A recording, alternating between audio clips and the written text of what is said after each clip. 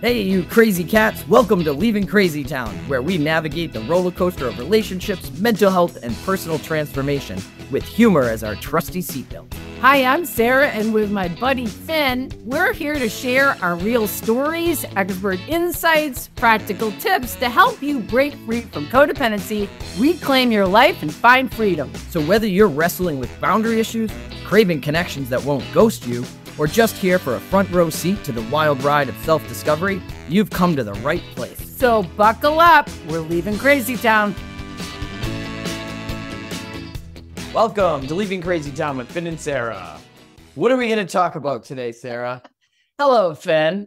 Hello, everybody. Today we're going to discuss maybe some challenging topics. I say that every week, and I love your faces. We're going to talk about how we dismiss ourselves, which is part of co-crazy, because a lot of focusing on someone else's needs is dismissing our own needs. And in the book, I talk about, there's a couple of chapters on ways of thinking. And Finn and I were talking in the last couple of days around styles of thinking where we are trying to deny our feelings and detach from reality, which is part of co-crazy, right? We don't want to be in reality. Sometimes reality is not fun. Sometimes reality is not fun. Here I go with the hair.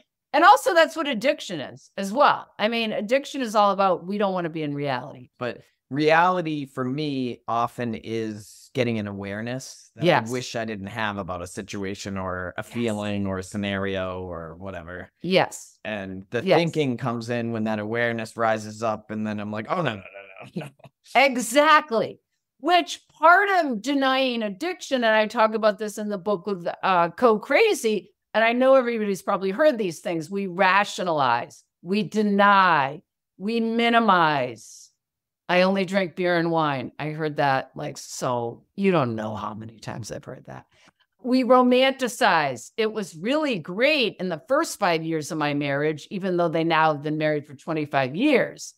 And I'd be after that, I've been miserable. I'd be the first 5 were good. But the first 5 were good. Okay. So those are ways people kind of try to make sense and rationalize their pain.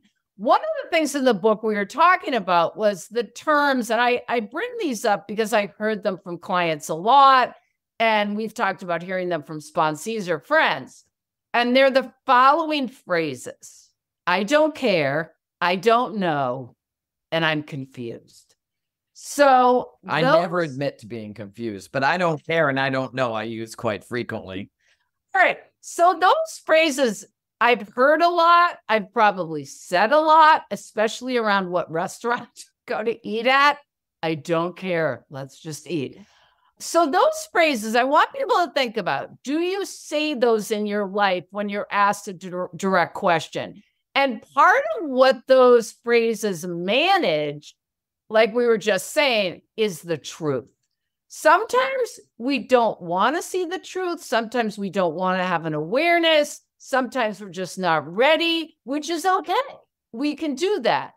But part of this work is looking at, gee, what is it? What's so painful about seeing the truth? And also, we were discussing earlier, the consequences. So when we say, I don't care about something, I give the example, I think I've given this example of where a husband said, to the wife, I want to show you something, and showed him a new house he bought. And she said, well, I might have wanted to be in on this. Wait, the husband and wife were married and he went off and bought a house? Yeah. Okay. And I just want to be clear. Yeah. So again, he does it because he doesn't want the person to disagree with him, and he wants what he wants. And the wife is like, well, do I care about this? Yeah, you might care about moving into a house you've never seen. Okay, so those are extreme examples.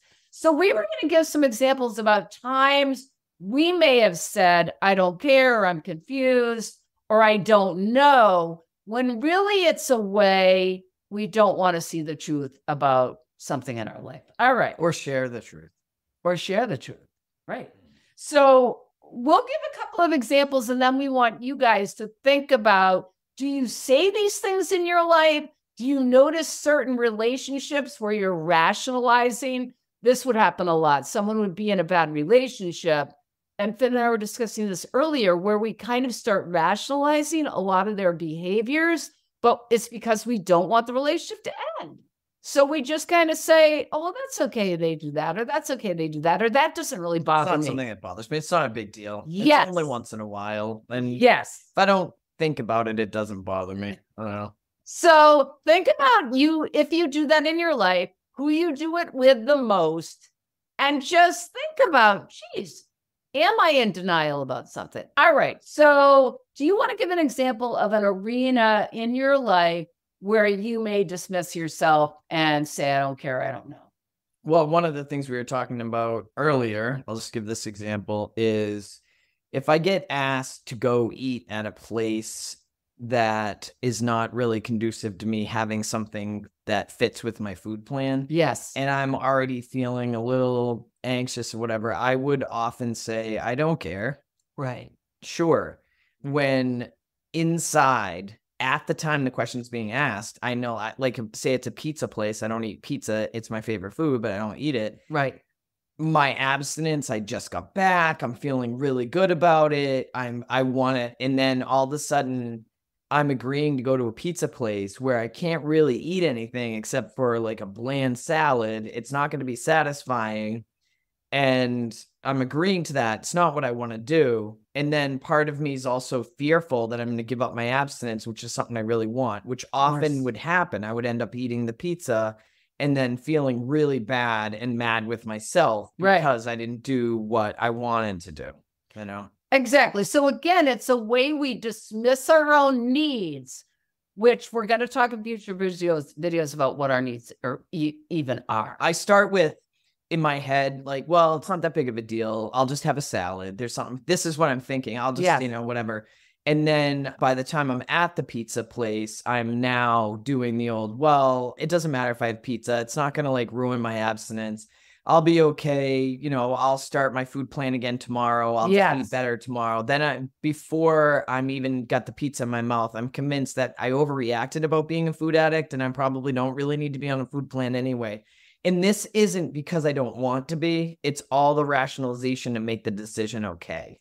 Yes. So when it's not what I want. Absolutely. So this is so critical. So think about what we're talking about is styles of thinking and ways we think, like Finn just said, and this is an addiction issue, ways we make up or think to make something okay. So think about also, we'll give an example of a personal interaction. So either in a marriage or a relationship or with a child where you've said, oh, that's okay, or that doesn't really bother me when it really does. God, I just thought of an example. Yeah, use your. Oh my God. I always give examples with Bo and Xbox, but there's nothing like a good Xbox. This is huge. So my bedroom was above Bo's kind of playroom. Not playroom as he got, it was where he watched TV. Man cave. Man cave, right. And as he got older and started really getting into Xbox, the volume would get so huge. And I don't know if I have a freaking noise thing, but anyways, my bedroom was above it. So if I was reading a book, suddenly I'd be hearing these screams. And so I remember when he first started playing, I'd be up in my room and I'd be like, you know, this is good though. He's connecting with his pals. He's having fun. And I would kind of rationalize and say, it doesn't really bother me, you know, and then I'd go to another room. I mean, literally, I denied the effect on me because I wanted him to be okay. But really, over time, what would happen? One of the consequences is I would start to get pissed. You want to rip that Xbox out of the wall? So there were times when literally I would deny, and then I'd be in a rage. And I'd go to the top of the stairs where the basement is, and I'd open the door and I'd be like, oh, like, what? But the problem is, it's because I'd be dismissing. He had no warning. I'd say that, and what would happen? Of course, he'd come running up the stairs and be horrified because I embarrassed him. I embarrassed him in front of his pals. And he'd be like, why didn't you tell me? So again, denying our feelings, we think, oh God, this is the whole crazy thing. We think we're helping the other person and being kind, And all that's happening is resentment is building. I shouldn't feel that way. I shouldn't feel that way because fill in the blanks. And what happens is it affects the relationship you're in. So 2 things. We're going to wrap up this video. 2 things. One is denying or rationalizing how an addiction is affecting you. If you're drinking, if you're sober, now you're shopping, now you're eating, now you're gambling, whatever. Because we will pick up anything else. You know, this is an addiction episode, but very often, I don't know if any of you guys know this phenomenon, but what happened with a lot of people who had bariatric surgery, they've done this research. People that had bariatric surgery became alcoholics because they never dealt with the underlying food issues and they just picked up another substance. Okay, I'm on a distraction. All right, yeah, no distraction. No distraction. But I'm going to say a couple of things. If it's popping into your head, it's probably bothering you. Yes. And if you're being asked a question and you know you have a habit of saying, I don't care, or all those confusing things. One of the things I've been using lately, I've been asked a few questions recently that I wasn't ready to answer. I was anxious about the answer. I knew the answer, but I wasn't ready to, I just said, I'm not ready to answer that yet. Or can you give me some time to think about it? Even though I know what the answer is, that just gives me a little space between the question and that immediate response. Yes. So anyway. Yes. And the other thing, just as a final thing to say, is oftentimes, again, we've talked about this on other videos, we don't want to see the truth because we think we have to do something about it. And again, it's honoring kind of where you are, but I think sometimes there is some freedom just in acknowledging the truth about something. Yeah. And sometimes it just acknowledging the truth and saying, okay, this is how I feel, but I'm not going to address it right now. I don't have the energy, and being okay with that. I always say, even if you have to do the crazy behavior, it's still a win to be aware of it. But to pretend it's not there and it's not happening and you're not having the feelings or the thoughts, that's where the damage is done. That's just like burying instead of being aware, like, okay, I'm choosing to let the noise be loud. I acknowledge that it's bothering me and I'm going to let it go for now and I'll address it when I feel ready to, is very different than it's not bothering me. And then responding in the way. We're going to do we're going to put out our rage video soon, but the problem with dismissing ourselves is what happens as you become enraged.